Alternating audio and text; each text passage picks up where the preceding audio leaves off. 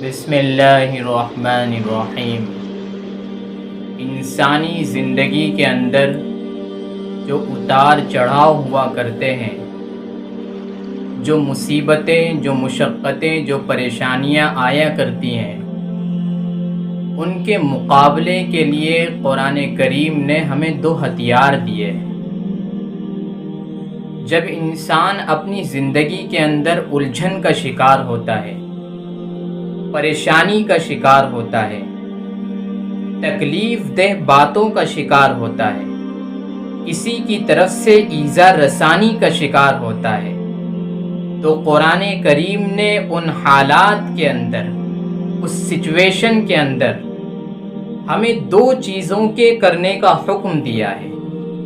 گویا وہ دو چیزیں اس حالت کے اندر دو ہتھیار کی حیثیت رکھتی ہے، اور وہ دو چیزیں یہ ہیں۔ قرآن کریم کی آیت میں اللہ تبارک و تعالی نے ارشاد فرمایا، جس میں خاص ایمان والوں کو ایڈریس کر کے کہا گیا، یا ایھا الذین آمنوا استعینوا بالصبر والصلاۃ، اے ایمان والوں، اے ایمان کے دعوے داروں، اے اللہ اور اس کے رسول پر ایمان لانے والوں، اگر تمہاری زندگی کے اندر ایسے حالات آ جائے جس میں تمہاری زندگی ڈس بیلنس ہو جائے، تمہاری زندگی مشقت بھری ہو جائے، اس صورتحال کے اندر، اس سچویشن کے اندر ان دو چیزوں کے ذریعے مدد حاصل کرنا، ان دو چیزوں کو مضبوطی سے پکڑنا، ان دو چیزوں کو اپنی زندگی کا حصہ بنانا، ان دو چیزوں کی طرف راغب ہونا، رغبت کرنا، لپک جانا، اور وہ دو چیزیں یہ ہے، فرمایا گیا استعینوا بالصبر والصلاۃ۔ سب سے پہلی چیز یہ ہے کہ نماز کے ذریعے صبر حاصل کرنا، نماز کے ذریعے مدد حاصل کرنا، اس نازک صورتحال کے اندر، اس ڈس بیلنس لائف کے اندر نماز پڑھ کر اور اللہ کی طرف رجوع ہو کر، اس کے سامنے سجدہ ریز ہو کر، اس کے سامنے اپنی جھولی کو، دامن کو پھیلا کر اللہ رب العزت سے رجوع کرنا، نماز پڑھنا۔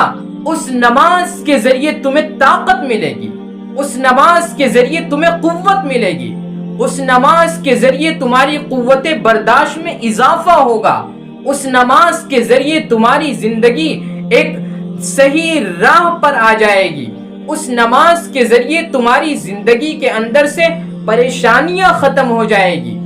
رسول اللہ صلی اللہ علیہ وسلم کی زندگی سے یہ معلوم ہوتا ہے کہ آپ علیہ الصلاۃ والتسلیم کے سامنے جب کوئی ناگہانی حالت آتی، جب کوئی ڈس بیلنس والی سچویشن آتی، تو آپ علیہ السلام فوراً مسجد کا رخ کیا کرتے تھے۔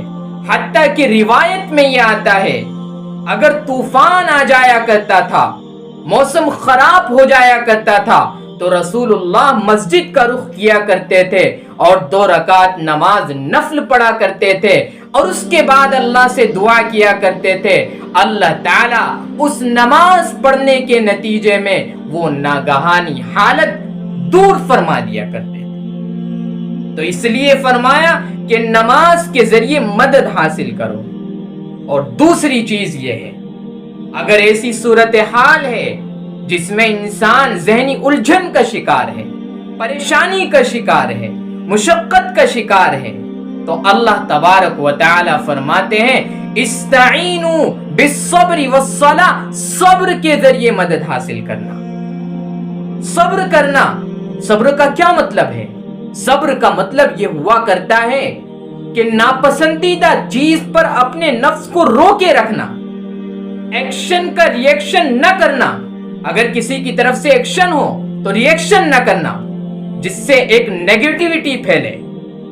پوزیٹیو ایکشن کرنا ہے، نیگیٹیو ریئیکشن نہیں کرنا ہے، کیونکہ ایکشن کے ریئیکشن کے نتیجے میں صورتحال اور بگڑ جایا کرتی ہے۔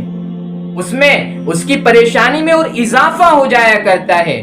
اس نازک صورتحال کے اندر اپنے نفس کو روکے رکھنا، اپنے نفس کو دبائے رکھنا، اس کا نام صبر ہے۔ اور ایسے صبر کرنے والوں کو خوشخبری دی گئی ہے، وَبَشِّرِ الصَّابِرِينَ، ان کو ایسے صبر کرنے والوں کو جنت کی خوشخبری دیجیے۔ اور ایسے صبر کرنے والوں کے ساتھ اللہ رب العزت ہے، قرآن کریم کی آیت شاہد ہے، گواہ ہے، ان اللہ مع الصابرین، اللہ تعالیٰ صبر کرنے والوں کے ساتھ۔ لیکن صبر کا مطلب یہ نہیں ہے کہ کوئی ہمارے اوپر، ہمارا بھائی ناحق ظلم کر رہا ہے اور ہم اس کو سہتے جائیں، یہ مطلب ہرگز نہیں ہے صبر کا۔ صبر کا مطلب یہ ہے کہ ہم ایک صورتحال کے اندر جس وقت اس کا جواب دینا اور اس حالت کو بگاڑ دینے والا ہو، اس وقت جواب نہ دے کر جب اس کا صحیح موقع آئے اس وقت جواب دے، اس وقت ایکشن کرے۔ لیکن صبر کا مطلب یہ نہیں ہے کہ ہم خاموش بیٹھے رہے۔ صبر کا مطلب یہ نہیں ہے کہ ہمارا کوئی بھائی ہمارا ناحق مال دبا رہا ہے، ناحق زمین دبا رہا ہے، ہم اس سے کچھ کہیں بھی نہ، اس کو کچھ سمجھائیں بھی نہ۔ اللہ کے نبی علیہ السلام کی عجیب حدیث ہے، انصر اخاک ظالما او مظلوما، آپ فرماتے اپنے صحابہ سے کہ ظالم کی مدد کرو۔ ایک اللہ کے نبی علیہ الصلاۃ والتسلیم کے ارشادات کے اندر نفسیات کا پورا لحاظ کیا جاتا ہے، سائیکولوجی کو پورا مد نظر رکھا جاتا ہے۔ اپنے بھائی کی مدد کرو، چاہے وہ ظالم ہو چاہے مظلوم ہو۔ صحابہ حیران ہو گئے، مظلوم کی مدد کرنا تو سمجھ میں آتا ہے، لیکن ظالم کی مدد کرنے کا کیا مطلب ہے یا رسول اللہ؟ ظالم کی مدد کرنے کا ہمیں مطلب سمجھ میں نہیں آیا۔ رسول اللہ صلی اللہ علیہ وسلم نے فرمایا، ظالم کی مدد کرو اس کو ظلم سے روک کر، ظالم کی مدد کرو اس کو صحیح بات سمجھا کر، ظالم کی مدد کرو اس کے ہاتھ کو روک کر، ظالم کی مدد کرو اس کو نصیحت کر کے، ظالم کی مدد کرو اس کو قرآنی ہدایات دے کر، ظالم کی مدد کرو اس کو قرآنی رہنمائی دے کر، قرآنی گائیڈنس دے کر، یہ ظالم کی مدد کرنا ہے۔ رسول اللہ صلی اللہ علیہ وسلم نے جب یہ جواب دیا، صحابہ کرام مطمئن ہوئے، سیٹسفائیڈ ہوئے۔ یہ صحابہ کرام کی ہم پر احسان ہے کہ اگر صحابہ یہ سوال نہ کرتے تو ہمیں اس حدیث کے اس ٹکڑے کا مطلب سمجھ میں نہ آتا۔ اس لیے اگر ناگہانی حالت پیش آئے، اگر زندگی ڈس بیلنس ہو جائے، تو ایسی صورت کے اندر ان دو چیزوں کے ذریعے مدد حاصل کرنی ہے۔ ایک تو صبر کرنا ہے، دوسرا نماز پڑھنی ہے، اللہ کی طرف رجوع ہونا ہے۔ جب ان دو چیزوں کو مضبوط پکڑیں گے ہم، تو ایسی صورت کے اندر اللہ تبارک و تعالی کی طرف سے غیبی مدد ہوگی۔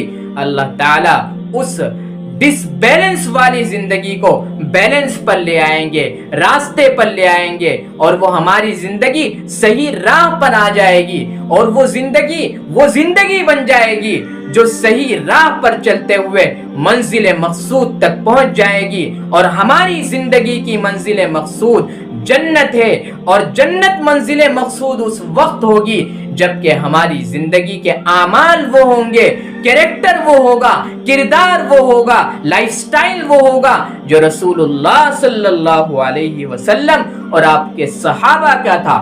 ان کی زندگی کا مقصد، ان کی زندگی کا ایم ایک طریقے سے جنت تھی۔ ان کو دنیا کے اندر جنت کی لذتیں محسوس ہو رہی تھی۔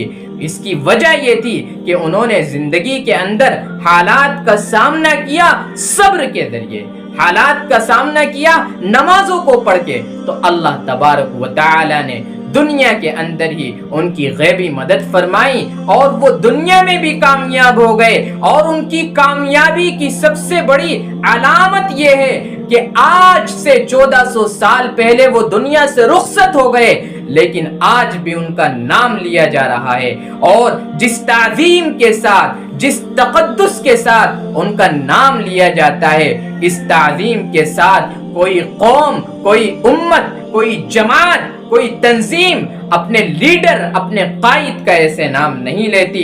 تو اس کی وجہ یہ تھی کہ انہوں نے اپنی زندگی کا اصل مقصد اور ٹارگٹ جنت کو بنایا تھا.